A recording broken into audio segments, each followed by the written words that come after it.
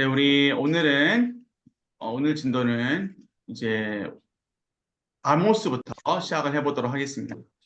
네, 먼저 우리가 오늘 나누는 아모스 내용 우리 앞에 화면을 보시면서 잠깐만요. 다시 보겠습니다. 아모스라고 하는 이 성경은 일단은 9장까지 있고요. 여전히 하나님의 그 말씀으로 심판과 또 회복에 대한 그리고 그러한 메시지를 주고 있습니다. 우리 먼저 첫 번째 내용 먼저 읽고 그 다음에 시작해 보도록 하겠습니다. 우리 먼저 9월 12일자부터 보시도록 하겠고요. 9월 12일자는 우리 김정영 집사님 읽어주시면 감사하겠습니다. 네, 불의와 착취가 만연한 이스라엘. 여호와께서 이와 같이 말씀하시되 이스라엘의 서너 가지 죄로 말미암아 내가 그 벌을 돌이키지 아니하리니 이는 그들이 은을 받고 의인을 팔며 신 한 켤레를 받고 가난한 자를 팔며 힘없는 자의 머리를 티끌 먼지 속에 발로 밟고 연약한 자의 길을 굽게 하며 아버지와 아들이 한 젊은 여인에게 다녀서 내 거룩한 이름을 더럽히며 모든 제단 옆에서 전당 잡은 옷, 옷 위에 누우며 그들의 신전에서 벌금으로 얻은 포도주를 마심이니라. 아모스 2장 6절에서 8절 말씀. 선지자 아모스는 유다의 남부지방 두과 출신의 목자이며 동시에 뽕나무를 재배하는 농부였다. 하나님께서는 그를 선지자로 부르셔서 북왕국의 베델에 가서 하나님의 말씀을 선포하게 하셨다. 2장 6절에서 8절의 내용은 1장부터 시작된 서너 가지 죄로 인한 심판 시리즈의 마지막 부분이다. 하나님께서는 북왕국 이스라엘에 대한 심판을 선포하시기 위해서 이스라엘로부터 먼 나라에서 시작하여 가장 가까이에 있는 유다에 이르기까지 각 나라에 대한 심판의 메시지를 먼저 주신다. 서너 가지 죄악에 대한 하나님의 심판을 받을 8나라들은 순서대로 다메섹, 블레셋의 가사, 두로, 에돔, 암몬 자손, 모압, 유다 왕족, 그리고 마지막으로 북왕국 이스라엘이다. 북왕국의 백성은 이와 같이 주변 나라들의 심판에 대하여 하나씩 들을 때에 기분이 좋고 마음이 아주 통쾌했을 것이다. 그러나 하나님의 심판의 칼이 최종적으로 그들 자신을 향하고 있다는 사실을 느끼는 순간 그들은 엄청난 충격에 휩싸였을 것이다. 북왕국 이스라엘의 사회적인 부정과 착취는 하나님으로부터 돌이킬 수 없는 심판을 자초했다. 의인들과 가난한 자들을 억압하고 착취한 죄는 본서 전반에서 지적되는 근본적인 죄악이었다. 바산의 암소들은 힘없는 자를 학대하고 가난한 자를 압제하였다. 바산의 암소들이라는 말은 은유적인 표현으로 사치와 향락으로 살찌고 배부른 지도자들의 아내들을 가리킨다. 사마리아의 통치자와 지도자들은 정의를 쓴 쑥으로 바꾸며 공의를 땅에 던지는 자들로 불렸다. 그들은 힘없는 자들을 밟았다. 또한 저울추를 속여 엄청난 부당 이익을 챙겼다. 지도자들은 이러한 부정과 착취와 속임을 통해서 사치를 일삼았다. 이렇게 심각한 죄악에 빠진 지도자들과 백성을 기다리는 것은 돌이킬 수 없는 하나님의 엄중한 심판이었다. 이스라엘 백성이 긍정적으로 생각하는 여호와의 날은 더 이상 빛이 아니었다. 그날은 어둠 그리고 한 점의 빛도 없는 어둠과 캄캄함이었다. 백성의 성회와 제사만으로는 이러한 심판을 피할 길이 없다. 그들에게 남은 유일한 방법은 사회와 국가 전반에서 무너진 정의와 공의를 회복하여 나라의 구석구석까지 흐리게 하는 것뿐이었다. 한마디 기도. 하나님의 모든 자녀들이 불의가 공의를 대신하고 억압과 착취가 베품과 나눔을 대신하는 죄악된 사회가 하나님의 엄중한 심판을 피할 수 없음을 심각하게 인식하고 삶의 각 분야에서 정의와 사랑을 실천하게 하소서. 아멘. 네, 우리 하나님의 모든 자녀들이 왜 정의와 공의를 잊어버렸고 또 왜 하나님을 버리게 되었는가 거기에 대한 이제 그 이유들을 우리가 먼저 좀 이 아모스서를 통해서 좀 점검을 하고 배경을 살펴보도록 하겠습니다. 자, 우리 2장 우리 4절에서 8절로 볼 수가 있겠는데요. 먼저 4절에서 5절 말씀 우리 다시 한번 김정현 집사님 한 번 더 읽어주시면 감사하겠습니다. 네. 유다에 내리신 벌 여호와께서 이와 같이 말씀하시되 유다의 서너 가지 죄로 말미암아 내가 그 벌을 돌이키지 아니하리니 이는 그들이 여호와의 율법을 멸시하며 그 율례를 지키지 아니하고 그의 조상들이 따라가던 거짓 것에 미혹되었음이라. 내가 유다에 불을 보내리니 예루살렘의 궁궐들을 사르리라. 아멘. 자, 근본적인 이제 이 죄악의 이제 삶이 무너진 이유는 뭐냐? 바로 4절에 보시면 여호와의 율법을 어떻게 했다? 멸시했다라는 겁니다. 여러분 여기에는 꼭 표시를 해주시면 감사하겠습니다. 심판은 아무 이유 없이 하나님이 심판하지 않으십니다. 심판에는 이유가 있는 것이잖아요. 자, 그런데 그것의 근본적인 문제는 율법을 멸시한다라는 거예요. 율법을 멸시한다. 그리고 이것을 조금 더 구체화해서 그 율례를 뭐한다? 지키지 않는다. 네, 지키지 않는다라고 하는 것은 내가 선택하고 내가 판단하는 겁니다. 내가 이 말씀이 옳음에도 불구하고 옳지 않은 것을 선택하고 판단한다는 거예요. 그래서 오늘 이 판단이라는 단어를 여러분들 많이 들으시게 될 건데, 자, 여호와의 율법이 없으면 우리의 판단은 모두가 흐려진다라는 거죠. 자, 그리고 더 중요한 것은 그의 조상들이 따라가던 거짓 것에 미혹되었다라는 겁니다. 그래서 이것이 현 시대뿐만이 아니라 이전 시대에도 그러하였다라는 것이죠. 그래서 계속적인 이 이스라엘의 자손들이 계속적인 이런 우상 숭배의 잘못된 그런 습관들을 이어오고 있다라고 하는 겁니다. 자, 그래서 이러한 배경을 가지고 좀 더 아모스를 좀 살펴보면 좋겠고요. 자, 먼저 우리 내용을 처음부터 다시 한번 보도록 하겠습니다. 우리 323페이지로 가보도록 하시죠. 323페이지로 가보시고요. 자, 우리 먼저 첫 번째 단락에 보시면 선지자 아모스는 유대의 남부지방 드고아 출신의 목자다라고 되어 있죠. 목자라고 하는 것에 한번 표시를 해 주십시오. 목자. 자, 그리고 동시에 뽕나무를 재배하는 농부였다라고 하는 부분도 표시를 해 주십시오. 네, 목자다, 농부다. 자, 그리고 우리 잠깐 배경적인 부분에서는 우리 같이 한번 앞을 좀 봐주시고요. 우리가 화면을 잠깐 보여드리도록 할게요. 네, 아모스의 뜻은 짐진자입니다. 짐진자. 짐진자라는 뜻을 가지고 있습니다.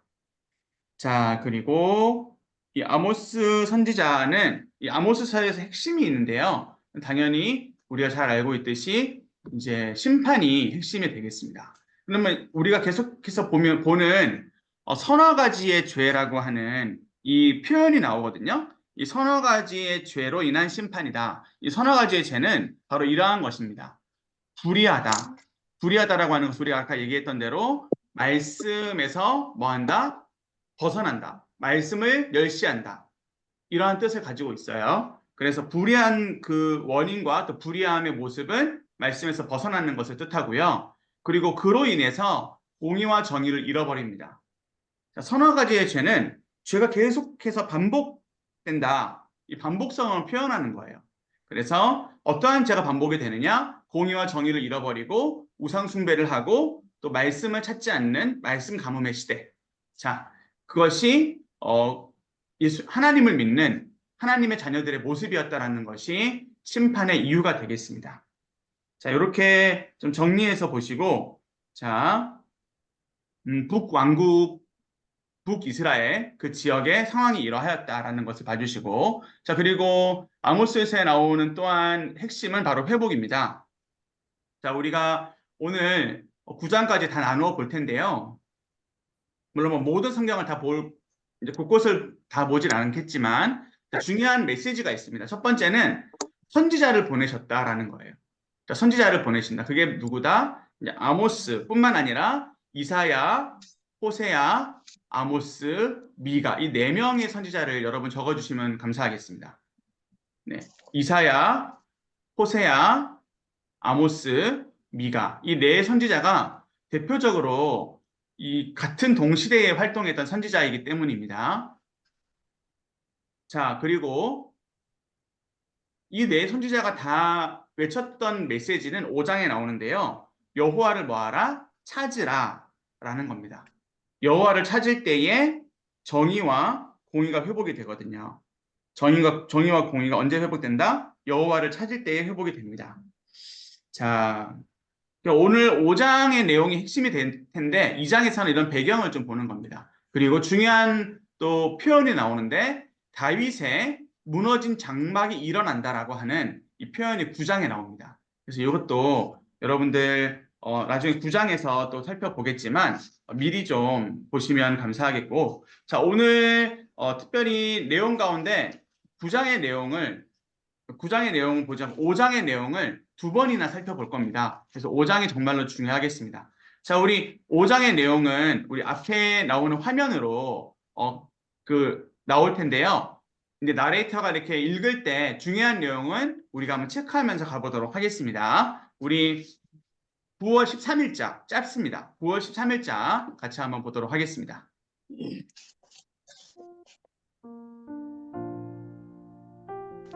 9월 13일 물같이 흐르게 할 정의. 오직 정의를 물같이 공의를 마르지 않는 강같이 흐르게 할지어다. 아모스 5장 24절. 정의와 공의를 땅에 완전히 떨어지게 한 백성이 기대할 것은 하나님의 엄중한 심판밖에 없다. 그들이 기다리고 사모했던 여호와의 날은 이제 빛과 구원의 날이 아닌 칠흑 같은 어둠과 멸망의 날이 될 것이다. 이러한 상황에서 심판으로부터 벗어날 수 있는 유일한 길은 지도자들과 온 백성이 하나님께서 애타게 찾으시고 기다리시는 정의와 공의를 서로에게 행하는 것이다. 정의는 바른 판단과 이해에 근거하여 사람들에게 행하는 것이다. 바른 판단과 이해란 하나님의 율례와 법도에 근거하여 사람들과 그들의 행위를 파악하고 그에 합당하게 억울하지 않도록 공정하게 행하는 것이다. 공의는 정의의 구체적인 실천이다. 정의가 공의의 기초라면 공의는 정의의 열매와 실천이다. 정의가 물과 같이 사회 각 분야에서 흘러내리면 그것은 마르지 않고 계속 흘러내리는 강을 형성할 것이다. 하나님께서는 너희는 살려면 선을 구하고 악을 구하지 말지어다.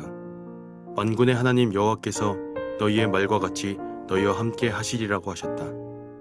하나님께서 요구하는 선을 구하는 것은 구체적으로 성문에서 정의를 세우는 것을 포함한다. 사실 성문은 재판과 각종 상행위가 진행되는 곳으로 불의와 부정의 척도를 보여주는 장소였다. 한마디 기도. 무너진 정의와 공의가 교회에서부터 회복되어 직장과 사회와 나라의 구석구석에 멈추지 않고 흘러가게 하소서. 네. 자, 우리 한마디 기도 한 목소리로 한번 해보겠습니다. 같이요. 시작. 무너진 정의와 공의가 교회에서부터 회복되어 직장과 사회와 나라의 구석구석에 멈추지 않고 흘러가게 하소서. 아멘. 여기에서 이제 교회라고 하는 이 단어를 한번 체크를 해주시고요. 이 교회는 먼저는 나 자신입니다. 여기 교회라고 하는 것이 창신교회도 맞지만 일단 나 자신이라는 것에 여러분들 초점해 주시면 감사하겠습니다. 내가 교회다 라는 것이죠. 자, 그리고 이 교회는 당연히 공교회인 창신교회, 그리고 이 땅에 있는 모든 교회들도 뜻합니다. 특별히 우리나라 같은 경우는 더 이 부분이 적용이 되어야 될 줄로 믿습니다. 교회, 크리스천, 예수님을 믿는 사람들의 모습이 많이 무너져 있잖아요. 자, 그래서 보시면 무너진 정의와 공의는 교회에서부터, 나 자신에서부터 회복이 되어야 하고, 이것이 그 다음 단계로 직장과 사회와 나라로 흘러가야 된다라고 하는 것, 이것을 염두에 두시고 오늘 내용을 보도록 하겠습니다. 자, 우리 오늘 내용 가운데 중요한 단어는 바로 정의입니다. 정의, 그리고 공의입니다. 자, 내용이 어렵지 않으니 그냥 우리가 잘 알고 있는 개념입니다. 한번 다시 처음부터 보도록 하겠습니다. 자, 정의와 공의가 땅에 완전히 떨어지게 됐죠. 이 배경을 2장에서 살폈습니다. 자, 그들이 사모하고 기다렸던 여호와의 날은 어떠한 날이죠? 네, 밝은 날이 아니라 빛과 칠흑과 구원의 날이 아니라 어떠한 날이 되는 거죠? 칠흑 같은 어둠과 멸망의 날이 된다라는 겁니다. 자, 이 내용이 이제 18절과 19절, 18절부터 쭉 나옵니다. 성경을 한번 보시도록 할게요. 성경을 18절 말씀을 한번 보시도록 하겠습니다. 자, 같이 읽어볼까요? 시작. 화 있을진저 여호와의 날을 사모하는 자여, 너희가 어찌하여 여호와의 날을 사모하느냐? 그 날은 어둠이요 빛이 아니라. 사람이 사자를 피하다가 곰을 만나거나 혹은 집에 들어가서 손을 벽에 대었다가 뱀에게 물림 같도다. 여호와의 날은 빛 없는 어둠이 아니며 빛남 없는 캄캄함이 아니냐. 자, 이 심판의 이유는 우리가 앞서 본 대로 이들의 믿음이 잘못되었기 때문입니다. 자, 이것을 꼭 기억해 주세요. 믿음이 잘못되었기 때문입니다.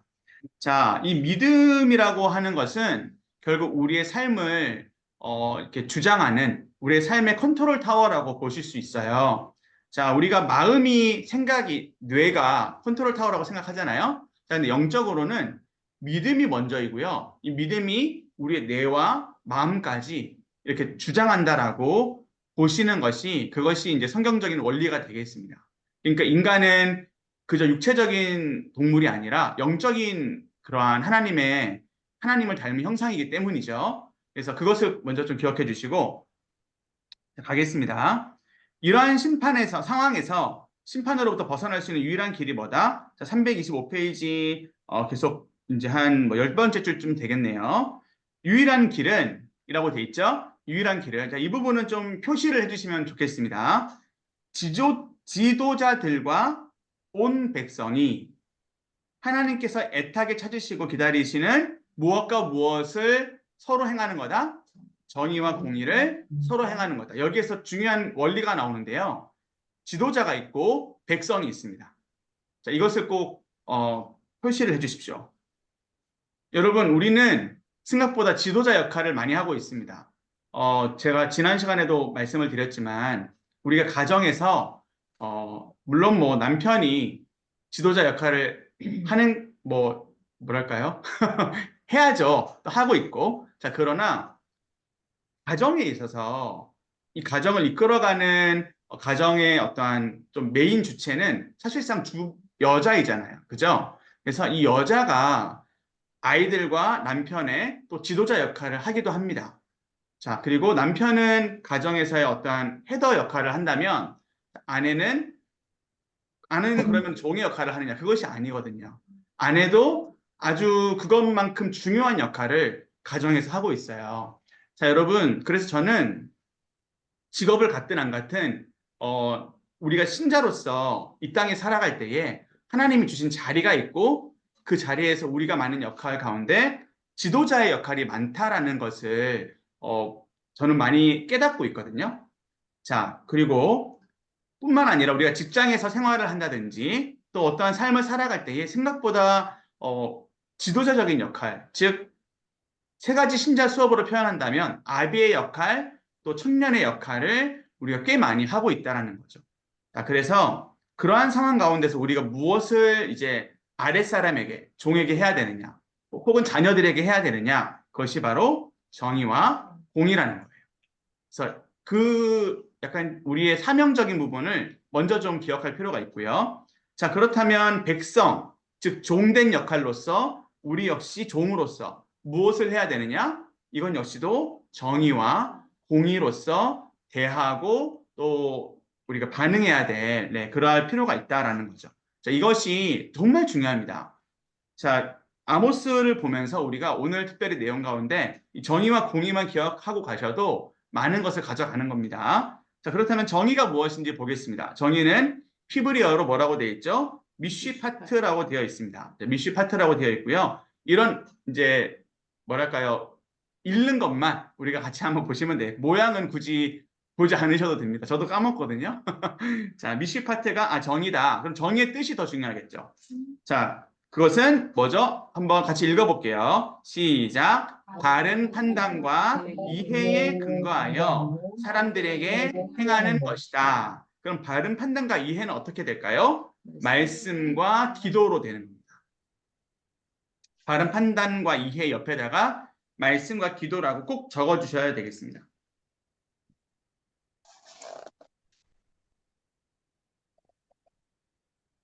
우리 교회에서 특별히 강조하고 있는데 성경적인 기도는 무엇이냐? 말씀에 근거한 기도거든요. 내 욕심을 구하는 것이 아니라 하나님께 물어보는 거예요. 하나님께 계속 물어보는 거죠. 하나님 이거 맞나요? 하나님 이거 정말 이렇게 해도 되나요? 이렇게 물어보는 겁니다. 자, 우리 아이들에게도 마찬가지고요. 우리가 아이들에게 어떤 기준을 내세울 때 이 기준이 맞기 때문에 내세우는 거잖아요. 우리가 뭐 어떠한 직장에서나 뭔가를 할 때 그 직장에서의 기준이 있잖아요. 이 기준이 맞기 때문에 이대로 해야 됩니다라고 얘기하는 거잖아요. 자, 이 기준은 무엇에 근거해야 되느냐? 말씀과 기도로 근거해야 된다는 거예요. 그래서 우리에게 가장 먼저 무엇이 필요하느냐면 말씀, 기도. 말씀이라는 기준, 기도라는 그러한 어떠한 고민과 또 응답을 가지고 그렇게 판단과 이해를 가져야 된다라는 거죠. 자, 좀 어려우실 수 있는데, 자, 그 다음 무엇을 해야 되죠? 그것에 근거하여 사람들에게 행한다라는 거죠. 자, 그러니 이것은 감정적인 행동이 아니라 신중한 행동이 되어야겠죠. 그죠? 그래서 정의를 행할 때 생각보다 많은 것들이 들어 있습니다. 그냥 막 나는 정의의 사도야 라고 해서 하는 것이 아니라 고민이 필요하고 그 다음에 생각이 필요하고 그 다음에 행동이 필요합니다. 자, 제가 이 말씀을 왜 이렇게 계속 좀 길게 말씀을 드리냐면 지금 이 시대는 그 행동이 먼저인 시대, 고민이 없는 시대예요. 고민을 하지 않는. 책을 생각보다 여러분들은 잘 보시겠지만 책을 별로 좋아하지 않는 시대입니다. 그럼 뭘 더 좋아할까요? 요즘에는 이 모바일 핸드폰의 시대잖아요. 그래서 핸드폰에서도 요즘 뭐가 유행이냐면 짧은 영상이 유행이에요. 쇼츠라고 하는데 여러분들이 유튜브나 뭔가를 보시면 뭐 혹은 포털 사이트 네이버나 뭐 다음이나 여러 가지를 보셔도 한 10초에서 20초짜리 영상들이 더 많을 거예요. 왜냐하면 이것 때문에 효과적이거든요. 이게 원래는 광고 기법이었는데 이것이 요즘 이 시대를 장악하고 있어요. 이 짧은 영상을 가지고 이 짧은 생각을 하게 하고 깊은 생각보다는 짧은 생각을 하게 하고 또 짧은 것을 줌으로 인해서 이것으로 이제 즐기게끔 하는 그러한 이제 기능을 하고 있는데 제가 이 말씀을 드리려는 것이 아니라 생각을 하지 않는 시대인 거예요. 생각을 하지 않는. 네, 한마디로. 근데 이것은 특별히 우리 중고등부 아이들, 중고등부 아이들이 생각을 별로 싫어해요. 생각하는 것. 네, 그래서 생각하는 것에 있어서 상당한 훈련을 가정에서도 많이 해야 하고 또 이렇게 해야 됩니다. 그래서 이것이 이제 한 문화이기 때문에 우리가 이러한 부분들을 좀 알고 말씀을 보고 세상을 보는 것이 좋겠습니다. 생각하는 것을 싫어하고 깊게 오랫동안 생각하는 것을 싫어한다. 그래서 저도 설교를 할 때 아이들에게 그냥 막 있는 그대로 성경에 있는 그대로 막 설교를 하면 쉽지 않습니다. 네. 물론 뭐 제가 어른 설교할 때도 막 그렇게까지는 안 하는데요. 예화로 또 사용도 하고 뭔가 화면에 띄워주기도 하는데 계속적인 전환이 필요한 것이 어쩔 수 없는 상황이에요. 자, 정의는 뭐에서 나온다? 한마디로 그렇죠. 생각에서 나오는 거예요. 네, 생각에서 나온다. 이것이 좀 중요한 원리가 되겠습니다. 자, 그리고 바른 판단과 이해란 그 다음 내용입니다. 하나님의 율례와 법도에 근거하여 사람들과 그들의 행위를 파악하고 생각하는 거죠. 파악하는 것. 그리고 그에 합당하게 억울하지 않도록 어떻게 행하는 거다? 공정하게 행하는 거다. 제가 앞서 말씀드렸듯이 생각을 하면 이게 가능해져요. 이렇게 하면 사람들이 우리가 분란이 없겠다. 이렇게 하는 것이 정말 맞겠다라고 하는 것이 있고요. 이러한 것들은 그때그때 상황에 따라 성령께서 지혜를 주십니다. 이러한 자세를 갖고 이러한 기준을 갖고 있으면 성령께서 지혜를 주셔서 잘하게 합니다. 정말 단적인 예를 들자면 요리할 때도 마찬가지예요. 요리할 때도 사람들이 매운 걸 좋아할까 안 매운 걸 좋아할까 이런 걸 고민할 때도 성령께서 지혜를 주시거든요. 네, 제가 아주 단적인 예를 들었지만 뭔가 판단하는 그러한 상황 교회에서도 상당히 같이 논의하고 판단할 때가 많잖아요. 그때에도 우리가 그렇게 어떻게 해야 될까? 이러한 고민을 말씀의 기준으로, 예수님의 기준으로 나아가면 그 생각하는 시간 가운데 하나님이 은혜를 주시고 이끄신다라는 거죠. 자, 공의를 한번 살펴보도록 하겠습니다. 자, 공의는 히브리어로 뭐죠? 체다카입니다. 체다카. 이렇게 이제 히브리어도 한번 공부해 봅니다. 자, 정의는 뭐였죠? 미시파트. 공의는 뭐죠? 체다카. 자, 이것을 기억해 주시고, 자, 체다카는 이제 정의 다음입니다. 정의 다음에 공의인데, 이 공의는 뭐냐 하면 구체적인 실천입니다. 그러니까 정의는 기준이라면 공의는 뭐다? 이제 실천이다. 생각과 이제 참, 뭐 이론과 실천으로 보셔도 뭐 큰 문제는 없습니다만, 자, 근데 정의와 공의는 상당히 같이 사용을 많이 해요. 비슷한 의미로도 사용을 많이 합니다. 자, 그러나 우리가 이제 단어적인 의미는 이렇게 살펴봤으면 좋겠습니다. 정의는 바른 판단과 이해, 그리고 공의는 정의의 구체적인 뭐다? 실천이다. 이 실천이라고 하는 것을 기억해 주시고요. 공의는. 자, 그래서 공의가 정의의 기초라면 정의는 공의의 뭐다? 열매에 표시를 해주시고 실천에 꼭 표시를 해주십시오. 자, 제가 조금만 더 설명을 드릴게요. 사회적인 정의는 성경적인 정의와 좀 달라요. 뭐 예를 들어 사회적인 정의에 있어서 부모를 공경하는 것이 더 맞죠. 그죠? 자, 근데 성경적인 정의에 있어서는 부모가 교회를 가지 말라는 그 말에 순종을 해야 됩니까? 안 해야 됩니까? 안 해야 되죠. 이런 이제 예를 제가 좀 쉽게 들어 드릴 수 있겠습니다. 자, 예를 들어 이제 뭐 요즘에 이제 좀 이슈가 되는 것이 성 문제입니다. 성 문제. 그러니까 내가 성별에 있어서 선택을 할 수 있다라고 하는 거죠. 그리고 이 성별도 상당히 이제 깨트리려고 하는 이러한 부분이 있는데, 자, 사회적으로는 이게 맞을 수 있어요. 그러나 성경적으로는 이것이 맞다고 하면 됩니까? 안 됩니까? 안 되죠. 이걸 무너뜨리는 순간 모든 성윤리가 무너지기 때문이죠. 자, 그런 겁니다. 그래서 우리가 정치적인 부분에 있어서도 판단을 잘 해야 되고요. 요즘 이제 선거철이니까 제가 이 말씀을 드리는 겁니다.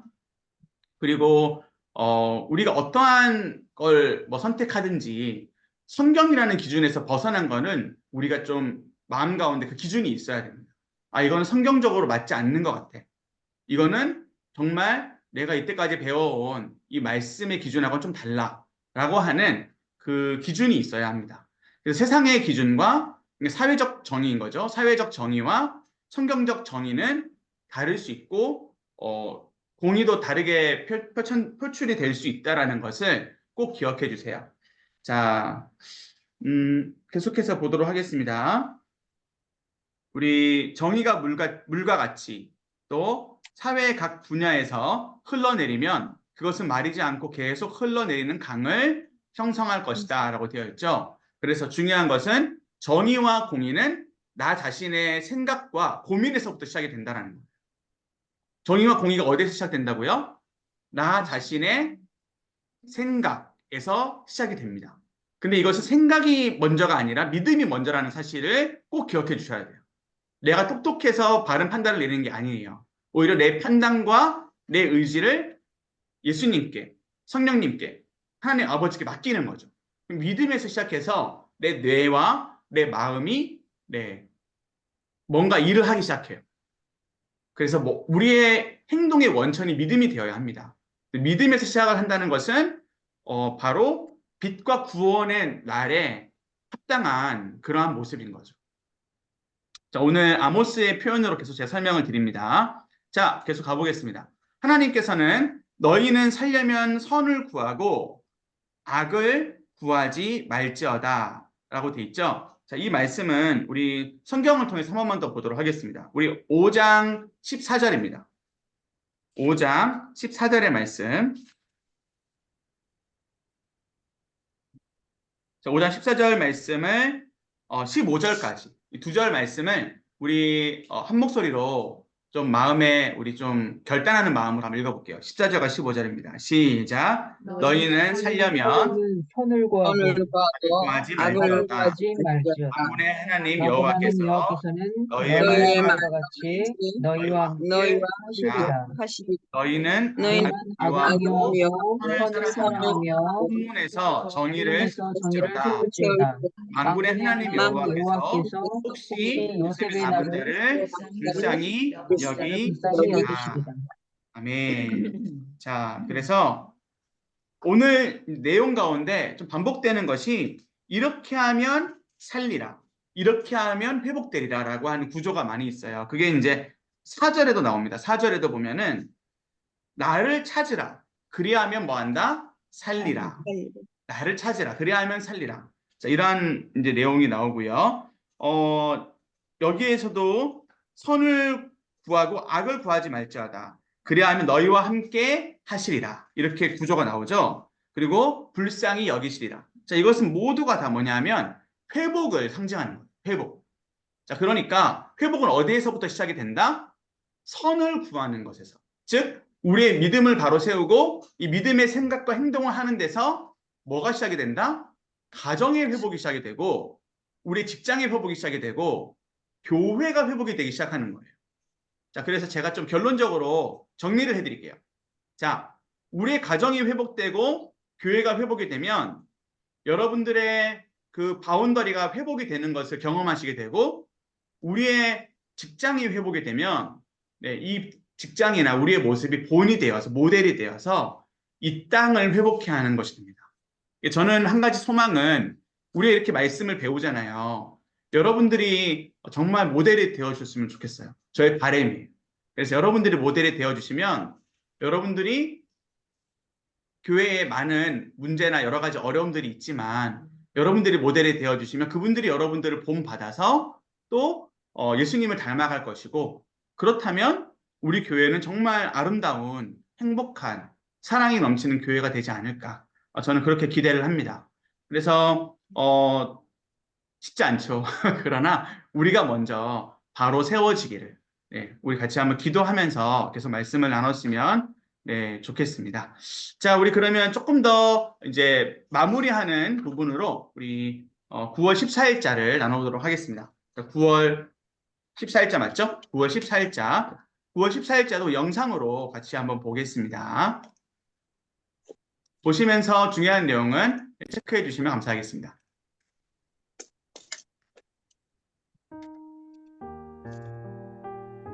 (9월 14일) 최악의 말씀 가뭄. 주 여호와의 말씀이니라. 보라, 날이 이를지라. 내가 기근을 땅에 보내리니 양식이 없어 주림이 아니며 물이 없어 가람이 아니요 여호와의 말씀을 듣지 못한 기갈이라. 사람이 이 바다에서 저 바다까지 북쪽에서 동쪽까지 비틀거리며 여호와의 말씀을 구하려고 돌아다녀도 얻지 못하리니 그날에 아름다운 처녀와 젊은 남자가 다 갈아여 쓰러지리라. 아모스 8장 11절에서 13절. 북왕국 이스라엘의 말씀 기근과 기갈은 북왕국 초기부터 시작되었다. 초대왕 여로보암 1세는 자신의 백성이 예루살렘 성전으로 내려가 하나님을 경배하는 것을 막고자 단과 베델에 성소를 세우고 송아지 우상을 만들어 그것들을 섬기게 했다. 이때 여호와 하나님을 경외하는 제사장과 레위인과 일부 백성은 자신들의 기업을 버리고 신앙을 찾아 남왕국 유다로 내려왔다. 이들의 이주는 결국 북왕국 백성에게는 치명적인 결과를 가져왔다. 그들 가운데 하나님의 말씀을 가르치는 선생이 없어진 것이 그것이었다. 오므리 왕조가 바알 신앙과 바알 숭배를 국교로 삼자 북왕국 백성은 점점 더 하나님의 말씀으로부터 멀어졌다. 선지자 엘리야와 그의 제자 엘리사는 말씀 사역을 집중적으로 펼쳤으나 그들이 양육한 소수의 제자로 시대의 흐름을 바꾸지는 못했다. 하나님께서 아모스 선지자를 통하여 북왕국 이스라엘 백성에게 엄중한 심판의 말씀을 주실 때는 안정과 번영의 시대였다. 이스라엘 백성은 여로보암 2세의 40년 통치 아래에서 상당한 안정과 번영을 누리고 있었다. 이것은 하나님께서 선지자 엘리사와 요나를 통하여 예언하신 대로 북왕국 이스라엘을 불쌍히 여기셔서 그들에게 마지막으로 주신 번영이었다. 그들은 현재 숨고르기를 하고 있는 아수르 제국이 30년 이내에 북왕국을 완전히 멸망시킬 것이라고 꿈에도 생각하지 못했다. 이제 하나님께서는 유다의 아모스 선지자를 북왕국 백성에게 보내 그들에게 마지막 기회를 제공하셨다. 나라가 망하면 북왕국의 과거 역사에 있었던 말씀의 부분적인 기근은 완전한 기근으로 바뀌고 말 것이다. 누구도 말씀 기근을 해결할 수 없을 것이다. 이러한 비참한 기근이 오기 전에 지도자들과 백성들은 아모스 선지자의 말을 듣고 공의와 정의를 행하는 백성으로 회복되기 위해 진정한 회개의 몸부림을 쳐야 했다.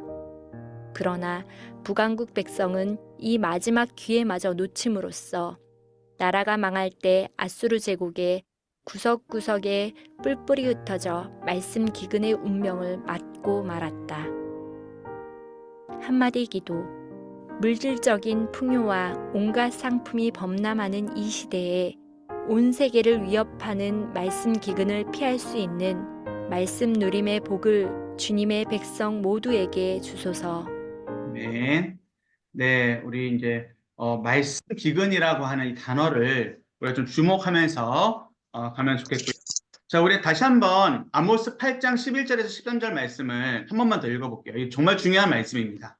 자, 오늘 이 말씀이 정의와 공의와 함께 우리 마음에 새겨졌으면 좋겠어요. 읽겠습니다. 시작. 주 여호와의 말씀이니라. 보라, 날이 이를지라. 내가 기근을 땅에 보내리니 양식이 없어 주림이 아니며 물이 없어 가람이 아니요 오직 말씀을 듣지 못한 기갈이라. 사람이 이 바다에서 저 바다까지 북쪽에서 동쪽까지 비틀거리며 여호와의 말씀을 구하려고 돌아다녀도 얻지 못하다니 그날에 아름다운 처녀와 젊은 남자가 다 갈아여 아멘. 자, 이 말씀에 보면 내가 기근을 땅에 보낸다라고 하는 이 표현 때문에 마치 하나님이 저주를 내리신 것만 같은 그러한 이제 생각을 하실 수도 있어요. 자, 그런데 그것이 아니라 이것은 불순종의 결과입니다. 불순종의 결과. 그래서 좀 자세한 표현으로 이렇게 좀 적어주시면 좋겠습니다. 예비적인 심판. 듣지 않고 말씀을 들어도 들리지 않는 것은 이것은 이중적인 의미가 있어요. 이것은 불순종의 결과이기도 하고 또 이것은 하나님의 심판이기도 해요. 그래서 잘 되고 있지만 그 사람이 악한 모습으로 잘 되고 있다면 그것은 심판입니다. 여러분 이 개념을 꼭 기억하셔야 돼요. 이것은 사실 예레미야에서 정말 많이 나오거든요. 예레미야에서 이 개념이 아주 확실하게 나오는데 자, 그러니까 제가 좀 쉽게 말씀을 드리면 잘 되고 있는 것 그 자체가 더 악해지는 것이 될 수 있는 거예요. 그리고 이것이 성경적인 관점에서 만약에 말씀에 벗어나 있는 잘됨이라면 그 잘됨은 뭐다? 예비적인 심판이다. 예비적인 심판은 결국 뭘 향해 갑니까? 최종적인 영원한 심판으로 가게 돼 있는 거예요. 자, 불순종, 이 불순종에서 계속된 결과를 한다. 계속 악해진다. 그러면 예비적인 심판이 있습니다. 이 예비적인 심판이 계속 이어지면 최종 심판으로, 최후 심판으로 가게 되는 거죠. 이것이 이제 신학적인 개념이고요. 물론 우리가 누군가를 바라볼 때에 야, 너는 정말 그렇게 살다가 죽어야 돼? 이런 마음 가지면 되나요? 안 되나요? 안 됩니다. 네, 억울하시고 힘드셔도 지금 예비적인 심판인 것 같은 사람이 있어도 그 사람을 향한 우리의 마음은 반드시 회복되기를 기도해야 됩니다. 이게 예수님의 마음인 줄로 믿습니다. 자, 심지어 뭐 국가 지도자 중에 뭐 제가 정치적인 얘기를 하는 건 아니고 뭐 푸틴이나 뭐 김정은이나 뭐 이런 살인을 자행하는 지도자들도 우리 그 사람이 속히 돌아오기를 기도하는 것이 맞는 거예요. 그 사람이 저러다가 이제 총살되기를 뭐 왜 저 사람은 안 데려가시느냐 뭐 이런 기도는 네, 상당히 좋지 않은 기도입니다. 네, 화만 나는 기도지 좋지 않은 기도예요. 오히려 그 사람을 불쌍히 여겨달라라고 하는 것이 우리의 기도가 되어야 합니다. 자, 예비적인 심판이 어떤 의미인지 아시겠죠? 자, 그럼 예비적인 심판은 결국 말씀의 가뭄에서 그 상황 가운데서 있는 것이다라는 것도 여러분 전제하고 가면 좋겠습니다. 자, 그래서 특별히 우리 8장 11절에 보면은 이것은 양식이 없어 주림이 아니다. 양식이 없는 것이 심판이 아니다라는 거예요. 양식이 없는 것이 심판이 아니에요. 우리가 돈이 없고 우리 자녀들이 잘 안 되고 우리가 뭔가 좀 계획했던 것들이 안 되는 건 그냥 안 되는 거지 심판이 아닙니다. 그거 꼭 기억해 주셔야 돼요. 그리고 무엇이 심판이냐? 무엇이 심판이죠? 말씀을 듣지 못하는 것. 말씀을 듣지 못하는 것이 진정한 가뭄이요 심판이라는 거죠. 자, 이 가뭄과 이 기갈이라고 하는 것은 영적인 상태입니다. 메모를 꼭 해주세요. 이것은 어떠한 거다? 영적인 상태다. 자, 이것을 바로 우리에게 적용해 보면 여러분들 말씀을 내가 귀로는 듣긴 듣죠. 아, 오늘 뭐 말씀, 예수님의 청결 사건을 들었어. 예수님의 포도주 사건을 들었어. 근데 그것이 그냥 지식으로만 남아있다면 어쩌면 기갈일 수도 있어요. 이것은 말씀 기갈일 수 있어요. 근데 이 말씀을 듣고 내가 어떻게 해야 되느냐. 나에게 고민이 생긴다면 이것은 기갈이 아니라 말씀을 흡수하는 거죠. 이게 어떠한 의미인 줄 아시겠죠? 그래서 우리는 계속해서 먼저는 나 자신을 점검해야 됩니다. 제가 방금 전에 9월 13일째 하면서 말씀드렸잖아요. 우리에게 정의와 공의가 세워지려면 뭐가 있어야 된다? 믿음이 있어야 된다. 이 믿음의 해결책은 뭐냐면 말씀의 풍년이에요. 말씀이 흡수되는 것. 이것이 믿음을 회복해야 하는 유일한 길입니다. 자, 이것을 가지고 가볼게요. 자, 326페이지 볼게요. 북왕국 이스라엘의 말씀 기근과 기갈은 북왕국 초기에서부터 시작이 됐다. 배경을 잠깐만 보십시다. 초대왕 여로보암 1세는 자신의 백성이 예루살렘 성전으로 내려가 하나님을 경배하는 것을 장려했어요, 막았어요? 막았죠. 막았어. 그래서 무엇을 세우냐면 교회에 뭘 세우냐면 송아지 우상을 세워. 이것은 마치 출애굽한 백성들이 금송아지를 세운 것과 똑같은 겁니다. 똑같은 의미예요. 송아지 우상을 세워서 그것을 뭐하게 한다? 섬기게 했다. 그러면 송아지가 의미하는 게 뭘까요? 송아지가 의미하는 것은 그렇죠. 번영과 풍요입니다. 번영과 풍요. 그래서 우상을 얘기를 할 때 송아지 우상을 성경에서는 보통은 이제 우상하면 송아지 우상 혹은 바알과 아세라 우상을 보통 이렇게 들이대거든요. 근데 바알과 아세라, 금송아지 전부 다 의미가 똑같아요. 뭐냐면 물질의 풍요, 번영이에요. 여러분들 잘 사는 게 뭐라고 생각하세요? 잘 사는 거? 야, 너 정말 잘 사는구나. 네, 얼마 전에 제가 아는 목사님이 테슬라 Y 모델을 사셨대요. 한 6천만 원 정도 하는데 부럽더라고요. 저는 도대체 테슬라 모델에서는 살 수 있는 게 없거든요. 저는 이제 곧 넷째가 태어나기 때문에 제가 이제 살 수 있는 차가 없더라고요. 근데 살 수 있는 돈도 없어요. 그래서 부럽더라고요. 네, 그런데 중요한 거는 썩 그렇게 좋아 보이질 않았어요. 왜냐하면 물질적인 풍요가 정말 그 목사님의 영적인 풍요와 함께 가고 있느냐. 지금 넷째가 태어난다는 게 좀 충격을 받으신 것 같습니다. 충격을 좀 가라앉혀 주시고. 네. 8월에 태어납니다. 8월에 태어나는데 기도해 주시면 감사하겠습니다. 네. 네, 감사합니다. 갑자기 이렇게 고백을 하게 됐네요. 네, 다행히 딸입니다.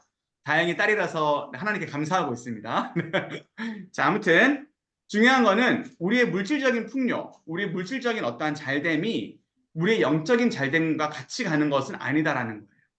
자, 그리고 물론 뭐 저도 좋은 차 타고 좋은 집에 살고 하면은 정말 하나님의 은혜로서 누리며 살아가는 거죠. 자, 그것을 제가 폄하하거나 그러는 것이 아니고요.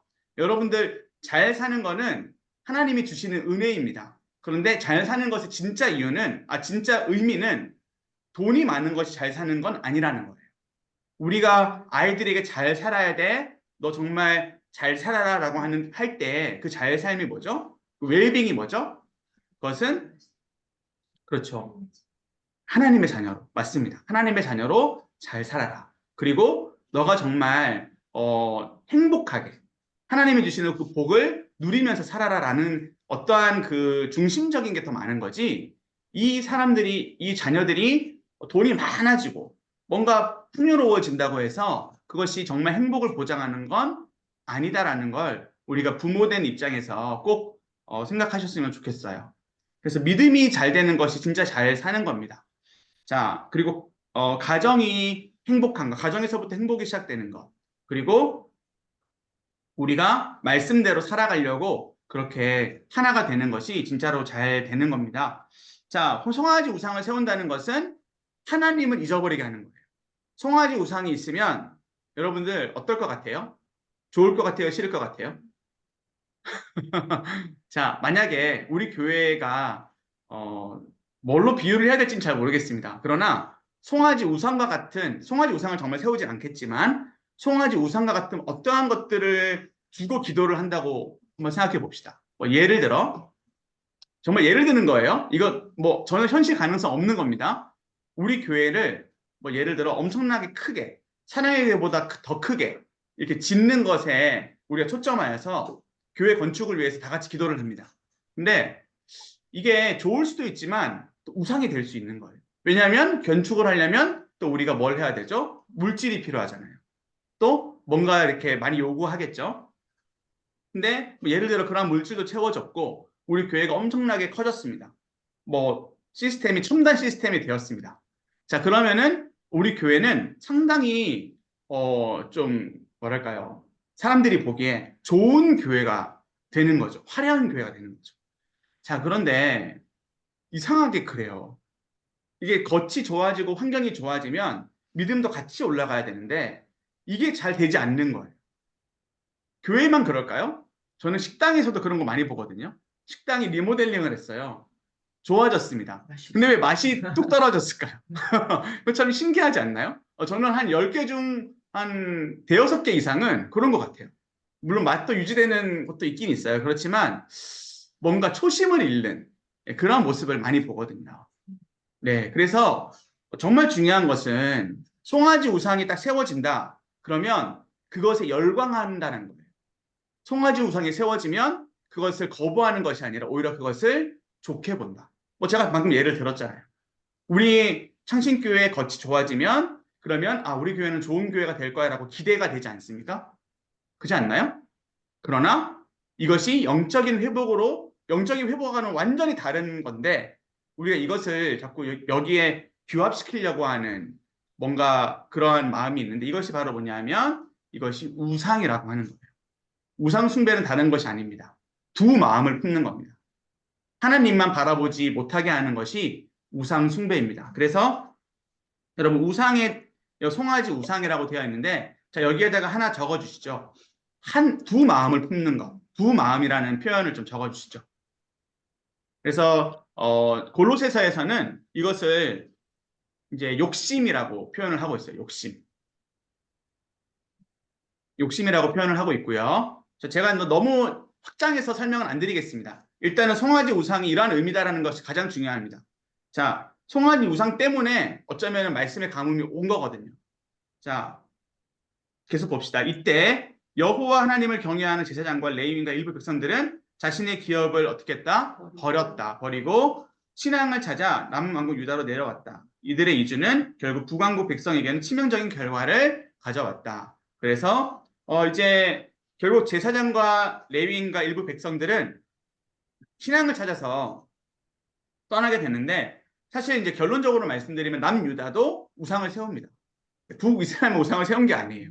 남유다도 우상을 세우고 제사장 레위인 이러한 사람들이 상당히 타락하게 되는데 물론 타락하지 않는 계속해서 믿음을 정조를 지키는 족속들도 있긴 있어요. 그 대표적인 족속이 레갑 족속입니다. 레갑 족속은 그 정조를 지키는 그러한 그 족속이거든요. 이런 부분들은 제가 또 다음에 설명을 드릴게요. 이 부분은 이사야에서 또 자세하게 나옵니다. 자, 중요한 건 뭐냐면 정체성을 잃어버린다는 거예요.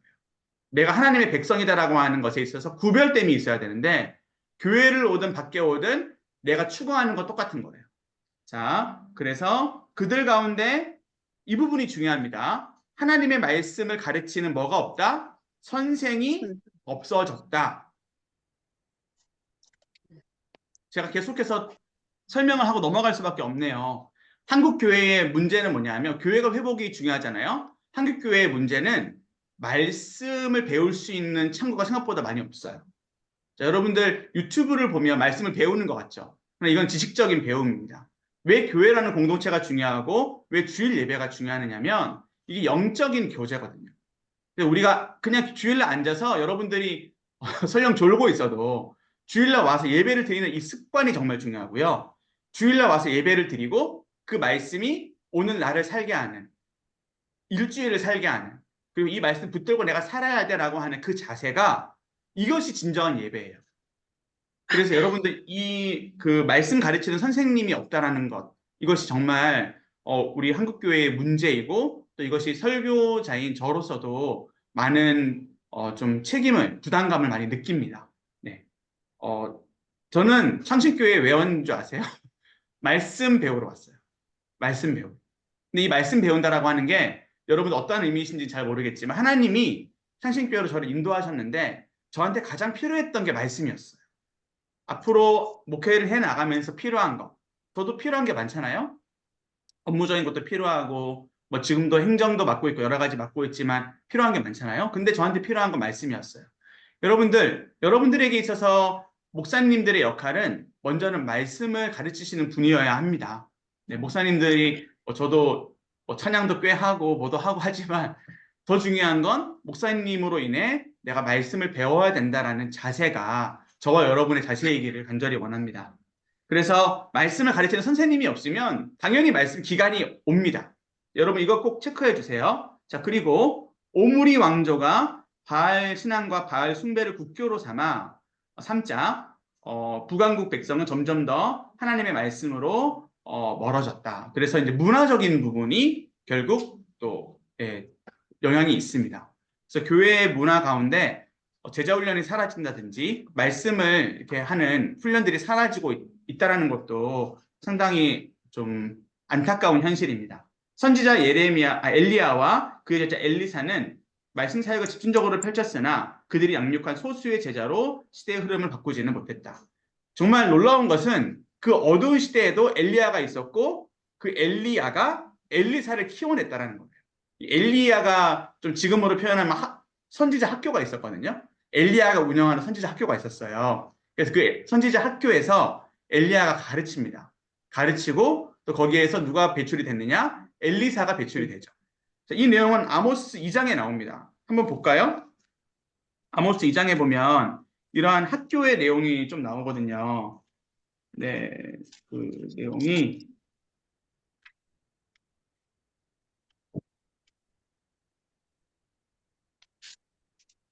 11장입니다. 11절입니다. 11절. 2장 11절에 보시면 11절과 12절 말씀인데요. 자, 이 당시에 뭐가 있었냐면 너희 아들 중에서 선지자를, 너희 청년 중에서 나시린을 일으켰나니 이스라엘 자손들아 과연 그렇지 아니하냐? 이는 여호와의 말씀이니라. 그래서 너희 아들 중에 뭐가 있다? 선지자가 있다. 너희 사람들 중에 구별된 나시린도 있다라는 거죠. 그러니까 계속해서 하나님은 하나님의 선지자를 세우시고 이렇게 세워 오셨어요. 근데 그것이 그 단적인 예가 바로 엘리야가 운영했던 그 선지자 학교입니다.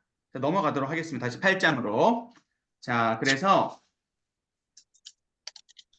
소수의 제자만으로는 변화가 힘들다. 그래서 교회가 필요하다라는 걸 말씀드리고 싶은 거예요. 계속 갑니다. 326페이지. 하나님께서 아모스 선지자를 통하여 북왕국 이스라엘 백성에게 엄중한 심판의 말씀을 주실 때에는 어떠한 시대? 안정과 번영의 시대. 자, 이스라엘 백성은 여로보암 2세 40년 통치 아래에서 상당한 안정과 번영을 누리고 있었다. 앞서 설명드렸습니다.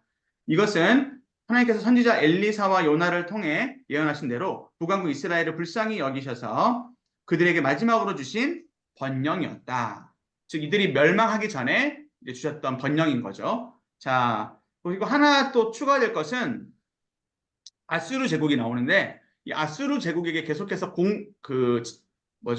예, 바쳤어요. 계속해서 조공을 바치는 그러한 일을 북이스라엘이 하고 있었습니다. 그들은 현재 숨고르기를 하고 있는 아수르 제국이 30년 이내에 북왕국을 완전히 멸망시킬 것이라고는 꿈에도 생각하지 못했다. 그 왕국 이스라엘이 아수르가 정말 잘 지내고 있었는데 이 잘 지냈던 아수르가 뒤통수를 친 거죠.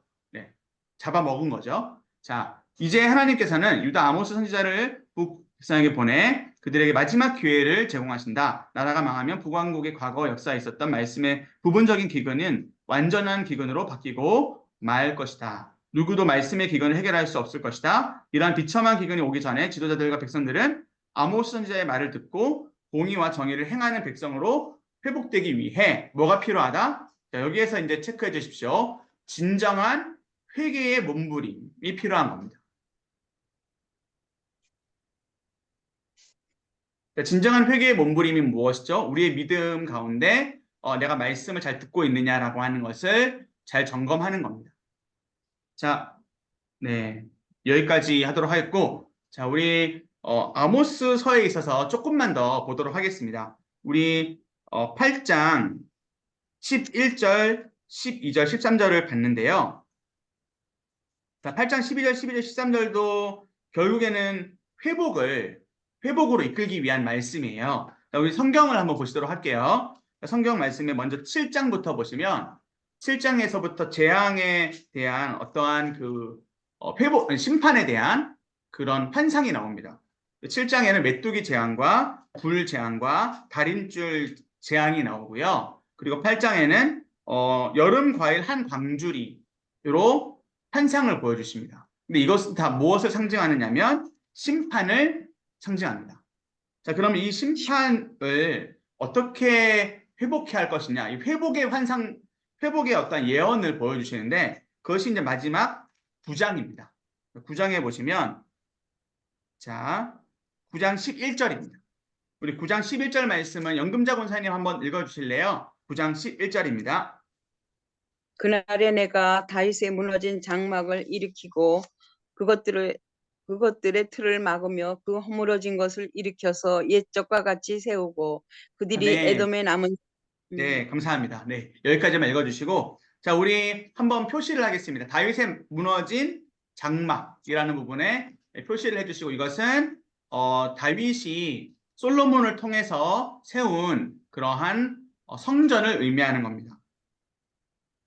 성전을 의미하고, 자, 이 성전이라고 하는 것은 하나님의 영광으로 가득한 또 법궤도 있고 그런 어떤 하나님의 영광의 이제 장소이죠. 자, 그런데 이것이 무너져 있다라고 하는 것에 여러분들 보시기 바랍니다. 그럼 실제적으로 성전이 무너져 있나요? 그러진 않죠. 성전은 있습니다. 성전도 있고 단에서 베델까지 많은 성전들이 있습니다. 성소들이 있는 거죠. 그러니까 제사를 드리는 곳들이 많이 있는데, 자, 그런데 지금 현재 어떠한 상황이다? 영적으로는 다 무너져 있는 상황이다. 그러면 이것이 언제 회복이 될 것이냐? 일으킨다라고 하는 것은 회복이잖아요. 언제 회복이 될까요? 그것이 이제 사도행전 15장으로 가시면 이 언급이 나옵니다. 자, 사도행전 15장을 메모해 주시고 사도행전 15장을 좀 찾아보도록 하겠습니다.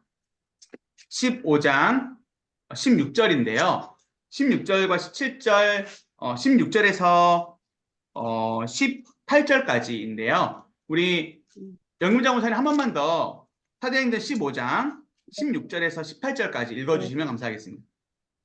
이후에 내가 돌아와서 다윗의 무너진 장막을 다시 지으며 또 그 허물어진 것을 다시 지어 일으키리니 이는 그 남은 사람들과 내 이름으로 일컬음을 받는 모든 이방인들로 주를 찾게 하려 함이라 하셨으니 즉 예로부터 이것을 알게 하시는 주의 말씀이라 함과 같으니라. 그러므로 아멘.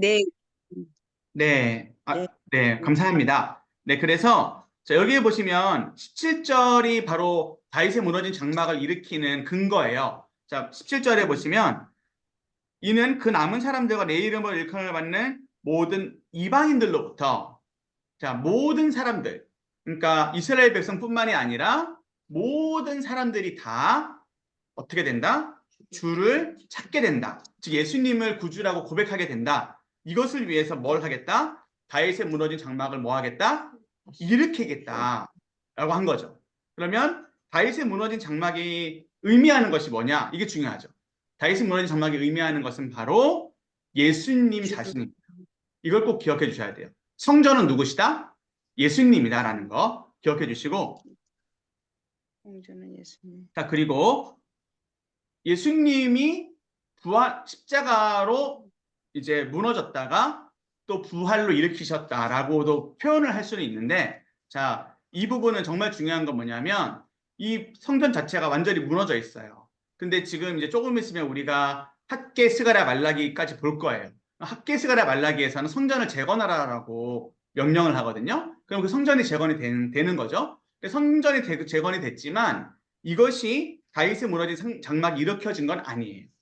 미완성 성전이라는 거죠. 그러면 이 성전이 의미하는 건 또 뭐냐? 이것은 바로 뭘 의미하냐면 무너진 장막, 그 다음에 재건된 성전, 이것은 다 뭘 가리키고 있느냐면 예수님을 가리키고 있는 거예요. 이걸 좀 오늘 개념을 가지고 가면 좋겠습니다. 예수님을 가리키고, 자, 두 번째는 뭐냐면 이 다윗의 무너진 장막이 결국에는 어떻게 또 실현이 되느냐면 성령을 통해서 이제 신자 교회들에게 실현이 되는 거예요. 그래서 다윗의 무너진 장막을 다시 짓는다라고 하는 것은 예수님으로 인해서 다윗의 장막이 일어나고, 그다음에 이 예수님이라는 분이 이제 모든 믿는 자들을 교회로 이렇게 세우셔서 일으키신다라는 의미도 있는 거예요. 근데 그 일으키시는 다윗의 무너진 장막을 일으키는 그 사람들이 어떠한 사람들이냐? 이스라엘 민족뿐만이 아니라 이방인까지 다 다윗의 무너진 장막을 일으키게 되는 움직이는 교회가 된다라고 하는 개념입니다. 그래서 이 부분은 우리가 스가랴에 가면 조금 더 자세하게 배우시게 되는데, 다윗의 무너진 장막이 그러한 의미를 갖고 있다는 걸 기억해 주세요. 그래서 예수님, 성전, 이 두 가지의 단어를 꼭 적어주시면 좋겠습니다. 자, 여러분 혹시 들어보셨는지 모르겠지만 세대주의라는 말을 들어보신 적 있으실 거예요. 또 우리 교회를 한동안 좀 아프게 했던 메시아닉 주, 뭐 이런 것도 들어보신 적 있었을 거예요. 그리고 시온이 회복이 돼야 된다. 그리고 이런 선교단체도 있어요. 뭐 인터컵이나 이런 선교단체들은 상당히 세대주의에 가까운데, 이제 그 진짜 예루살렘이 복음화가 되면, 그러니까 성전이 이제 진짜 성전의 기능을 하게 되면 예수님 다시 오신다. 뭐 이러한 원리를 갖고 있어요. 그 근거가 되는 말씀이 이 말씀이거든요. 다윗의 무너진 장막이 일으키다라는 이걸 가지고 하는, 이거 잘못된 신학입니다. 전혀 예수님하고 연관이 없죠? 그죠? 상당히 문자적인 해석이죠? 제가 대충 설명드렸는데도 여러분들 아닌 거 바로 아시겠죠? 이거 아닙니다. 이거는 역사적인 문자적인 해석일 뿐이고, 신학적인 해석은 다윗의 무너진 장막은 바로 예수님이 일으키시는 겁니다. 그리고 예수님이 이제 우리를 성전 삼으셔서 다 일으키시게 하는 거예요. 우리가 죽어 있었던 영혼이 일어나서 하나님을 찬양하는 그러한 성전이 됐잖아요. 이게 다윗의 무너진 장막이 일어나는 거예요. 예배가 회복되는 거죠. 이해되시죠? 자, 그래서 요 정도만 우리가 기억을 하셔도 이단에 빠지지 않을 수 있습니다. 자, 우리 오늘은 이제 오바댜까지만 하고 넘어가도록 하겠습니다. 자, 우리 오바댜 성경을 넘기시면 오바댜는 딱 한 장입니다. 한 장으로 되어 있고요. 오바댜의 핵심을 우리 먼저 좀 살피고 그 다음에 우리 마지막 내용 살피도록 하겠습니다. 자, 앞에 화면을 좀 봐주시고요. 네, 그 오바댜는, 자, 먼저는 북이스라엘 멸망 이전 그 내용 가운데 이제 마지막 부분이라고 할 수 있겠죠. 자, 그리고 특별히 오바댜의 뜻은 여호와의 종이다, 여호와를 예배하는 자다라는 뜻을 갖고 있습니다. 오바댜의 그 뜻입니다.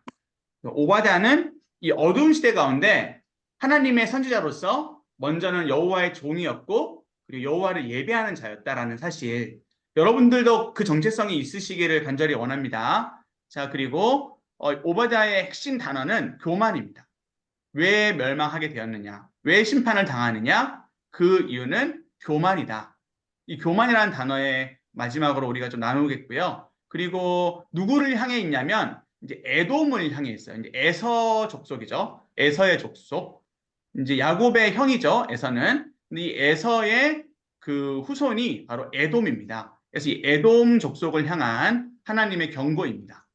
자, 그래서 이제 한 장밖에 없으니 이제 9절까지 보시면 에돔에 대한 심판이 있고요. 그다음에 이제 성경을 한번 볼까요? 성경의 9절까지 보시면 뭐 에돔, 또 3절에 보시면 너희 마음의 교만이라는 단어 보이시나요? 네. 3절에 보시면 너희 마음의 교만이 너를 속인다라는 단어가 있죠. 그리고 6절에도 에서, 8절에도 에서, 9절에도 에서가 나오죠. 그래서 이 에서의 산, 이들이 이제 산에 살았거든요.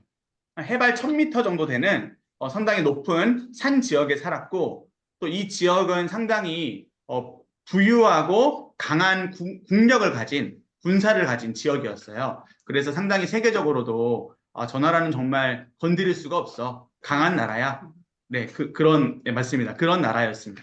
그래서 이 에돔이라는 나라 꼭 기억해 주시고, 자, 그리고 10절부터는 어떠한 죄를 지었는지 죄에 대한 부분이 있는데, 특별히 10절 말씀을 한번 보시면 에돔의 죄가 뭐라고 나와 있죠? 10절 말씀 같이 한번 읽어볼까요? 시작. 내가 내 형제 야곱에게 행한 포악으로 말미암아 부끄러움을 당하고 영원히 멸절되리라. 자, 이 말씀은 이런 겁니다. 형제, 즉 형제인 이스라엘에게 너희들이 잘해야 되고 너희들이 그들을 도와야 하는데 오히려 그들을 막아서고 오히려 그들에게 악행을 행하는 그 모습을 하나님이 이제 심판하시겠다라는 건데 이것도 이제 영적인 의미가 있습니다. 이러한 부분들을 보시겠고 마지막 이제 15절부터는 이제 여호와의 날, 그 날에 대해서 또 하나님의 나라에 대한 그런 하나님 나라에 대한 예언도 담겨져 있습니다. 자, 우리 이러한 배경 가지고 마지막으로 살펴보도록 하겠습니다.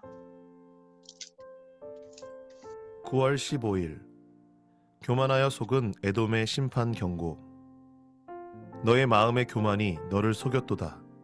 바위 틈에 거주하며 높은 곳에 사는 자여, 내가 마음에 이르기를 누가 능히 나를 땅에 끌어내리겠느냐 하니 내가 독수리처럼 높이 오르며 별 사이에 깃들일지라도 내가 거기에서 너를 끌어내리리라. 여호와의 말씀이니라. 오바댜 1장 3절에서 4절. 오바댜는 구약 성경에서 가장 짧은 책이다. 오바댜는 하나님의 종이란 뜻을 가진다. 이 책의 저자가 정확하게 누구이며 어디에 살았는지는 아무도 알지 못한다. 그렇지만 하나님께서 21절에 불과한 이 책을 통해서 주시는 교훈은 결코 작지 않다. 난공불락의 요새에 사는 에서의 후손들이 세운 에돔 왕국은 자신의 교만으로 인하여 망할 것이라는 생각을 전혀 하지 못했다. 그러나 하나님께서는 그들이 그의 유다 백성에게 행한 죄악으로 인하여 그들을 완전히 멸망시키실 것이라고 경고하신다. 하나님께서 아브라함과 그의 후손들에게 주신 언약의 핵심 중 하나는 그를 축복하는 자를 하나님께서 축복하시고 그를 저주하는 자를 하나님께서 저주하신다는 것이다. 하나님께서 아브라함과 그의 후손들을 택하신 목적은 그들을 통하여 땅의 모든 족속에게 언약의 복을 주시기 위함이었다. 이러한 관점에서 볼 때 이스라엘 백성은 다른 어떤 민족보다 하나님의 복을 받을 수 있는 위치에 있었다. 하나님께서는 에서에게 많은 복을 주셔서 이스라엘보다 먼저 나라와 왕국을 세울 수 있게 하셨다. 이스라엘 백성이 애굽에서 나와 광야 생활을 마치고 가나안을 향하여 갈 때 모세는 그의 후손들에게 사자를 보낼 길을 내주어 통행을 허락해 달라고 했다. 그러나 에서의 후손들은 이것을 일체 허락하지 않았다. 10절에서 14절에 언급된 이들의 죄악이 언제 하나님의 백성을 상대로 저질러진 것인지 확실하지는 않다.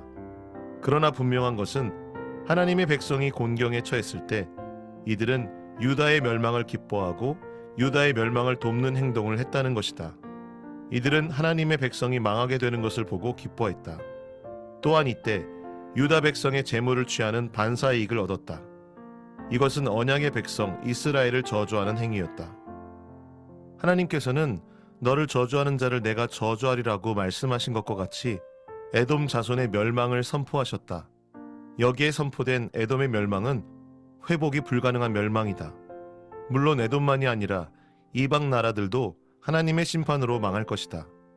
그러나 아브라함의 후손 야곱 족속 유다 백성은 하나님의 복을 받아 잃었던 기업을 회복하게 될 것이다. 그때에 세상 나라들은 시온을 회복시키시는 여호와 하나님께 속하게 될 것이다. 한마디 기도. 우리가 고난과 곤경 중에 있는 자를 이용하여 이득을 챙기지 않게 하시고 그들과 함께 슬퍼하게 하소서. 아멘. 네, 우리 먼저 오늘 내용 이제 마무리하면서 정말 중요한 것은 이제 이 내용이 신자인 우리에게 에돔이 우리라는 관점을 가지고 먼저는 봐야 되고요. 그리고 에돔은 우리가 아닌 하나님께 선택받지 못한 불신자적인 관점으로도 볼 수 있습니다. 두 가지 관점으로 보실 수가 있는 거예요. 자, 그래서 먼저 에돔은 왜 심판을 받느냐? 그것은 이유는 딱 하나입니다. 자, 제목에서도 나와 있죠. 자, 아까 우리 봤던 3절 말씀인데요. 보시면 뭐라고 나와 있나요? 제목에 뭐라고 나와 있죠? 교만하여. 네, 교만하여 속은 에돔의 심판이죠. 그러니까 교만이 바로 이제 가장 우리를 죄에서 죄로 계속 가게 만드는 그러한 겁니다. 예를 들어 교만이라고 하는 게 여러분들 상당히 은밀하고 교만이라고 하는 건 상당히 개인적인 거예요. 그렇기 때문에 우리가 함부로 판단을 해서도 안 되고 이 교만이라고 하는 것이 상당히 우리에게 은밀하게 다가옵니다. 예를 들어 저 같은 경우 제가 목사잖아요. 저는 목사로서의 교만이 있을 수 있어요. 예를 들어 저는 목사니까 여러분들보다는 영적으로 탁월하다라는 교만이 있다. 그러면 저는 하나님 보시기에 상당히 큰 죄를 범할 수 있는 거예요. 마음의 죄든 행동의 죄든. 교만이라고 하는 것은 죄의 씨앗입니다. 이 교만을 심으면 뭐가 나오느냐면 죄가 나오는 거예요. 죄라는 열매가 반드시 나옵니다. 자, 그래서 여러분들 이 교만을 절대로 심지 마시고 우리가 심어야 될 것은 뭐다? 겸손이다. 그래서 위에다가 한 글자만 적어주세요. 겸손. 겸손한 자는 하나님은 절대로 멸하지 않으세요. 그래서 만약에 우리가 계급이 있다면 목사는 가장 밑에 있습니다. 성도님들이 가장 위에 계시는 거고, 뭐 계급이 있다면 목사님들 제일 밑에 있고, 그 다음에 뭐 계급이 있다면 장로님들이 있고, 그다음에 권사님들이 있고 이런 거예요. 그러니까 여러분들 반대로 생각하시잖아요. 뭐 제일 위에 목사님 있고 뭐 이렇게 생각하시는데, 그거는 뭐 행정적인 거지. 우리가 이제 삶적인 것, 우리의 어떠한 믿음적인 부분에 있어서는 저는 반대로 생각하거든요. 물론 뭐 다 공평합니다. 성경적인 거는 공평한 게 맞지만 우리가 개인에 적용을 했을 때는 저는 가장 밑에 있어야 돼요. 그게 예수님 닮은 모습이거든요. 우리가 다 맨 밑에 있으려고 하는 것이지 교만하면은 에돔이 됩니다. 자, 우리 아까 내용을 다 살펴봤기 때문에 바로 적용 들어가면 한마디 기도 한번 보세요. 우리 한마디 기도 먼저 한번 읽고 첫 번째를 정리하겠습니다. 시작. 우리가 고난과 공경 중에 있는 자를 이용하여 이득을 챙기지 않게 하시고 그들과 함께 슬퍼하게 하소서. 자, 아모스서 생각나시죠? 뭐가 무너진 거예요? 정의가 무너진 거죠. 또 뭐가 무너진 거죠? 공의가 무너진 거죠. 자, 정의가 공의가 무너지는 거예요. 뭐 때문에? 교만 때문에. 이 교만은 결국 욕심을 부르게 되는 거죠. 교만을 심으면 욕심이 피어나고요. 이 욕심이 피어나면 나의 의라고 그러죠. 내가 해야 돼요. 내 마음대로 해야 돼요. 내 뜻대로 해야 돼요. 자, 그러면 공경 중에 있는 사람이 보일까요? 내 주변에 있는 사람이 보일까요? 안 보입니다. 이거는 일반 원리이기도 해요. 여러분들이 리더십을 발휘하기 위해서는 이해해야 되고 들어줘야 되고 겸손해야 돼요. 근데 이것은 믿음에서 시작이 돼야 된다는 거예요. 우리의 인성이 아닌 믿음에서 시작이 된 우리의 겸손함이 있을 때 진정 예수님을 닮은 정의와 공의가 펼쳐집니다. 자, 이것을 먼저 적용하시고 이제 불신자에 대한 적용으로 한번 가보도록 할게요. 자, 이것은 우리가 잘 아는 개념인데 좀 어려운 개념이에요. 하나님의 예정하심이라는 개념이 있습니다. 이거는 성경에서 많이 표현되어지고 있습니다. 바로 에서는 내가 선택하지 않았고 누구를 선택하죠? 누구를 선택합니까? 야곱이죠. 야곱은 내가 선택하였고 에서는 미워하였다라는 표현 여러분들 들어보셨죠? 어디서 들어봤는지는 성경 공부를 통해 꼭 알아야 됩니다. 그래서 오늘 이것만 정리하고 넘어가실게요. 자, 우리 말라기서로 가볼게요. 말라기 1장입니다. 이 말라기와 로마서에 나오는데요. 하나님의 선택과 예정에 대한 내용, 그다음에 하나님을 의심하는 자들에게 하나님이 격려하시기 위해서 내가 너를 선택했다라고 격려를 하시거든요. 자, 먼저는 말라기 1장을 보시면 1장 2절 말씀입니다. 우리 1장 2절 말씀 우리 한 번 더 김정령 집사님 한번 읽어주시면 감사하겠습니다. 1장 2절입니다. 여호와께서 이르시되 내가 너희를 사랑하였노라 하나 너희는 이르기를 주께서 어떻게 우리를 사랑하셨나이까 하는도다. 나 여호와가 말하노라 에서는 야곱의 형이 아니냐 그러나 내가 야곱을 사랑하였고 네, 3절도요. 에서는 미워하였으며 그의 산들을 황폐하게 하였고 그의 산업을 광야의 이리들에게 넘겼느니라. 아멘. 자, 에서, 또 에돔 족속은 결국 어떻게 됩니까? 에돔 족속도 결국 다 망하게 됩니다. 네, 그 난공불락의 요새였던 지금의 지도로 치면 요르단이거든요. 요르단의 페트라 지역. 여러분 들어보셨죠? 네. 요르단 페트라. 거기는 옛부터 뭐가 있었냐면 수로가 있는 곳이에요. 물. 그러니까 옛날에 물이 있는 그러한 지역은 상당히 잘 되어 있는 그러한 거란 말이죠. 그래서 수로를 만들 수 있는 기술을 갖고 있고 물 공급이 되는 잘 사는 나라였어요. 자, 그런데 야곱은 어떤가요? 여러분 야곱하면 어떤 게 떠오르세요? 야곱하면 이제 도망가야죠. 속이는 거. 기억나시죠? 네. 그리고 야곱은 뭐 결국에는 뒤에 막 치사하게 막 하다가 네, 아내도 막 자기가 좋아하는 라헬을 얻으려고 했는데 아기는 누가 더 많이 낳아주죠? 레아가 많이 낳아주고 뭐 그런 거 이제 기억나시죠? 네, 그런 거 기억나실 겁니다. 그런데 야곱이 결국 하나님과 씨름을 해서 네, 하나님을 분이엘로 경험을 하게 되고 또 하나님을 예배하는 베델의 사람으로 변화가 되죠. 그래서 여러분들 제가 좀 짧게 말씀을 드렸지만 야곱은 신자인 우리의 모습을 우리의 인생을 드러내주는 거예요. 야곱을 보면 마치 우리의 모습 같아요. 근데 에서는 성경에서 많이 등장하지 않아요. 근데 언제 등장하느냐면 족보 얘기할 때 에서가 등장해요. 에서가 누구를 낳고 뭐를 낳고 근데 엄청나게 많이 나와요. 그래서 이 말씀이 뭐가 성취가 되는 건지를 우리가 알아야 돼요. 이 말씀이 왜 에서가 잘 되지? 자, 이것을 여러분들이 먼저 보셔야 되는데 이게 창세기 12장 2절과 3절에서의 말씀이 성취가 되는 거예요. 한번 볼까요? 우리 창세기 2장 말씀도 한번 보겠습니다. 12장입니다. 죄송합니다. 12장. 창세기 12장 2절과 3절입니다.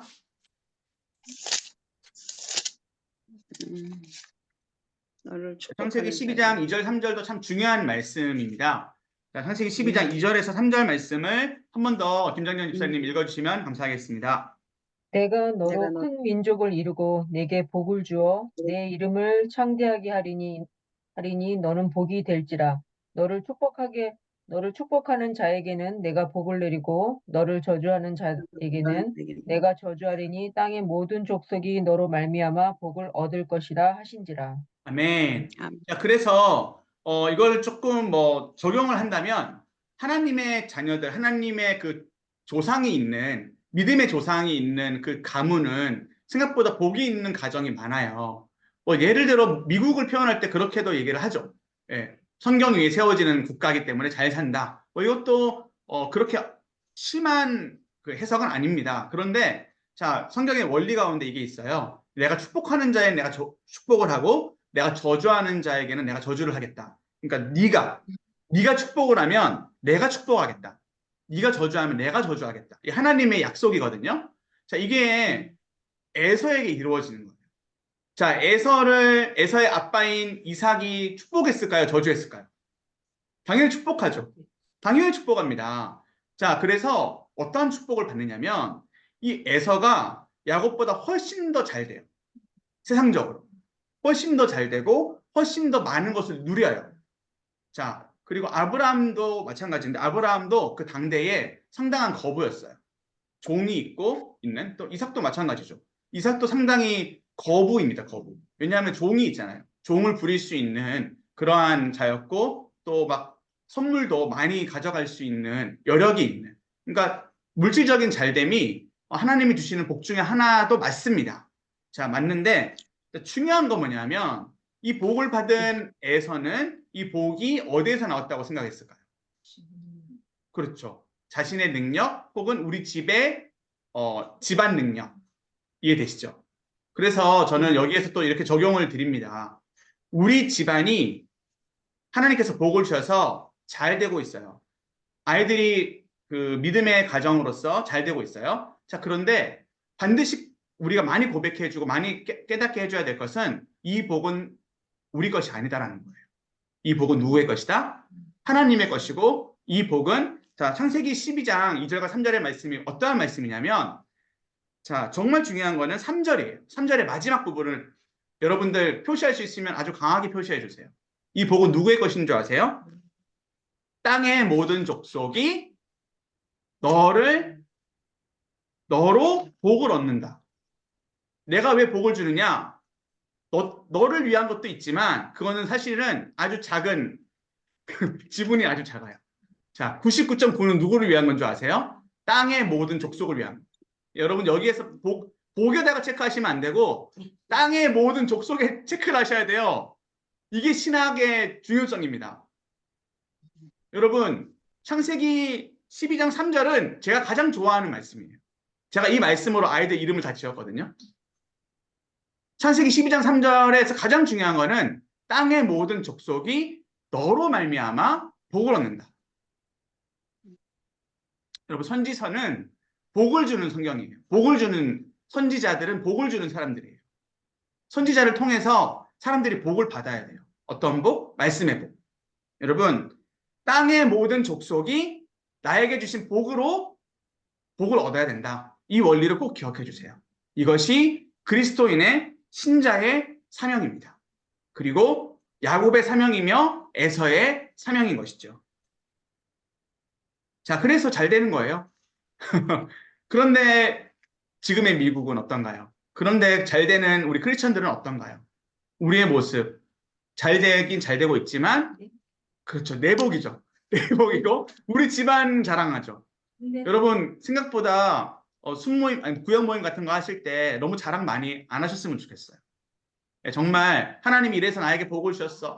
내가 기도를 했더니 막 이렇게 우리 가정이 잘 됐어. 이거 생각보다 시험거리가 됩니다. 왜냐하면 여러분들은 잘 되지만 안 되는 가정이 훨씬 많아요.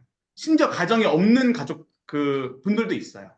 가정이 뭐 잘 안 돼가지고 뭐 떠나갈 수도 있는 거잖아요. 그러니까 우리가 말씀 나눔에 초점을 해야 된다는 게 그런 의미입니다. 우리가 적용을 할 때 예수님 마음으로 적용을 하면 그 사람들을 이해하고 그 사람들이 들을 수 있는 살리는 말을 하게 돼요.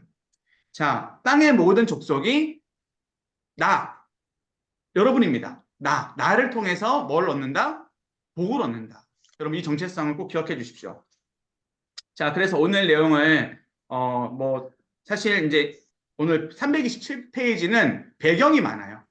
배경이 많고 저는 지금 적용을 많이 여러분들에게 드렸는데요. 자, 우리 성경 말씀으로 마지막 마지막을 마무리하겠습니다. 자, 우리 로마서도 한번 가보도록 하겠습니다. 로마서 우리 9장입니다. 로마서 9장.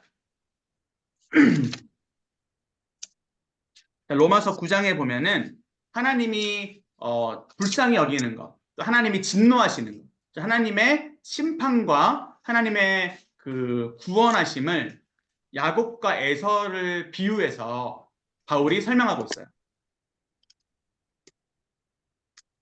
자, 우리 9장입니다. 9장 13절의 말씀을 먼저 좀 볼게요. 자, 9장 13절의 말씀. 근데 9장 13절의 말씀은 여러분들 메모를 해주시고요. 창세기 25장에도 나오고 또 말라기 1장 또 우리 방금 나누는 오바댜에서도 나오죠. 이런 것들 메모해 주시면 좋아요. 근데 아무튼 말라기와 똑같은 메시지인 겁니다. 자, 로마서 9장 또 오바댜 말라기 1장. 자, 13절 말씀 같이 한번 읽어볼까요? 자, 읽어보겠습니다. 시작. 기록된 바 내가 야곱은 사랑하고 에서는 미워하였다 하신과 같으니라. 예, 그래서 이 말씀이 또 다른 관점으로도 계속 나오는데요. 하나님은 야곱을 택하세요. 에서는 미워하세요. 그러니까 하나님은 우리보다는 훨씬 더 당연한 거지만 신이시잖아요. 그 하나님의 관점에서는 선택된 자가 있고 선택받지 않은 자가 있어요. 하나님의 관점에서는 그래요. 근데 우리의 관점에서는 이게 보이나요, 안 보이나요? 영금장 원사님 보이세요, 안 보이세요? 저는 구원받은 자 같으세요, 안 같으세요? 안 보이죠? 예, 저 좀 약간 실수한다고, 너 목사님 지옥 가실 거예요라고 하시면 저 상당히 슬픕니다. 제 친구 중에 슬픈 이야기인데 저보고 지옥 간다는 애가 있었어요. 걔가 이단에 빠졌거든요. 그래가지고 저보고 야, 너 지옥 갈 거야라고 저한테 얘기하더라고요. 그러니까 또 빨리 나한테 와. 이런 거죠. 우리 이단을 믿어 이거였죠. 근데 아무튼 제가 그때는 상당히 큰 상처를 받았습니다. 너 지옥 갈 거야 이런 거 함부로 얘기하시면 안 되고요. 그 하나님의 택하심과 택하지 않으심은 하나님의 관점이고 하나님은 다 아시는 거예요. 하나님은 에서는 택하지 않으셨고 야곱을 택하세요. 왜 그럴까요? 그 근거가 또 나오는데 하나님은 아브라함의 씨로부터 즉 이삭이죠. 이삭의 씨로부터 이 땅을 구원할 땅의 모든 족속이 너로 말미암아 복을 얻게 될 예수님을 예언하시는 거거든요. 그렇기 때문에 하나님은 반드시 선택하신 자가 있어요. 근데 이걸 구원의 관점으로 가져오면 우리는 구원의 관점에 있어서는 함부로 판단해서는 된다, 안 된다? 안 된다는 안 거예요. 된다. 네, 우리는 모두가 다 천국에 갈 수 있는 가능성이 있고 예수님은 모든 자들이 다 구원받기를 원하신다라는 하나님의 마음, 아버지의 마음을 우리도 가지고 있어야 돼요. 이 마음은 또 이제 전도 훈련 같은 거 받으실 때 나올 텐데 베드로서에 이게 나와 있습니다. 모든 사람들이 구원받기를 원하신다라는 마음. 자, 중요한 거는 뭐냐면 하나님은 겸손한 자를 결국에는 구원하시고 교만한 자는 벌하신다라는 거예요. 자, 그래서 여러분 이것을 꼭 기억해 주시고요. 자, 우리 다시 이제 마지막으로 오바댜로 가서 마무리 짓겠습니다. 우리 오바댜의 이제 21절 마지막 절에 보시면 18절과 21절이 중요한데요. 18절에 보시면 야곱 족속은 불이 되고 요셉 족속은 불꽃이 된다. 즉 하나님이 택한 자들은 이렇게 하나님이 쓰시는 자가 되고 또 복을 얻게 되는데 더 강해지는데 에서 족속은 뭐가 된다? 지푸라기가 된다. 그래서 결국 지금은 에서가 이기는 것 같고 지금은 에서가 힘이 많은 것 같지만 결국 이기는 자는 누구다? 이기는 자는 야곱과 요셉, 즉 하나님의 택한 자들이다. 기억해 주셔요. 이것이 이제 요한계시록 21장이나 이런 곳에 이기는 자에게는 내가 내 아들이 되리라라는 그러한 어떤 약속을 주시잖아요. 자, 그래서 우리는 믿음으로 끝까지 겸손하게 그렇게 나아가야 합니다. 자, 21절 말씀은 구원받은 자들이 시온산에 올라왔다. 에서의 산을 심판한다라는 이 내용도 똑같습니다. 그래서 구원받은 자들은 결국 하나님 나라에서 이렇게 영원히 살게 된다라는 그러한 내용입니다. 자, 우리 오늘 이제 이 내용을 가지고 좀 생각을 해봤는데 저는 오늘 좀 내용을 정의와 공의의 관점에서 계속 여러분 설명을 드렸습니다. 정의와 공의를 우리 마음 가운데 꼭 새겨주시기를 바라고 오늘 말씀을 저 먼저 잘 붙잡고 살아갈 수 있도록 그렇게 또 저도 기도하겠고 한 주간 그렇게 살아가시기를 예수님의 이름으로 축복합니다. 네, 우리 오늘은 우리 현장에 계시는 우리 김복경 권사님께서 기도해 주시고 네네 네, 제 마음입니다. 네, 기대해 주시고 마무리하겠습니다. 상주신 아버지 하나님 감사를 드립니다. 오늘도 수요 선지서 말씀을 통하여서 우리의 마음을 아버지 정의와 공의로 하나님 말씀에 순종하는 자로 설 수 있도록 아버지 도와주시고 우리를 통하여서 땅의 모든 족속이 하나님의 나라를 이루어가는 아버지와 그런 기도들로 이루어갈 수 있도록 주님 도와주시기를 원합니다. 우리의 섬김을 통하여서 하나님 나라가 확장되고 공동체가 살아나는 기쁨이 일어날 수 있도록 아버지 도와주시옵소서. 말씀을 듣는데 아버지 듣는데 머무르지 않도록 아버지 도와주시고 우리의 마음으로 내려와 손과 발로 실천할 수 있는 직분자들 되게 하여 주시기를 간구하오며 살아계신 예수님의 이름으로 기도합니다. 아멘. 네, 감사합니다. 네, 수고하셨습니다. 감사합니다.